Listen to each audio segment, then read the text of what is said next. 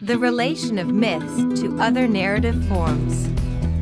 In Western culture, there are a number of literary or narrative genres that scholars have related in different ways to myths.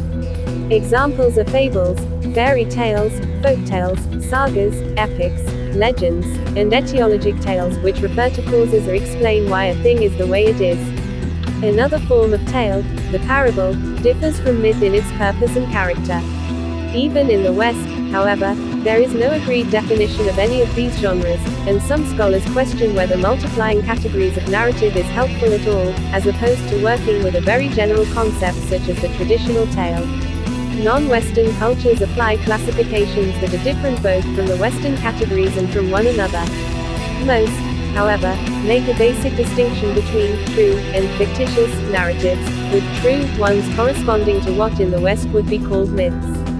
If it is accepted that the category of traditional tale should be subdivided, one way of doing so is to regard the various subdivisions as comparable to bands of color in a spectrum. Within this figurative spectrum, there will be similarities and analogies between myth and folktale, or between myth and legend, or between fairy tale and folktale. In the section that follows, it is assumed that useful distinctions can be drawn between different categories. It should, however, be remembered throughout that these classifications are far from rigid and that, in many cases, a given tale might be plausibly assigned to more than one category.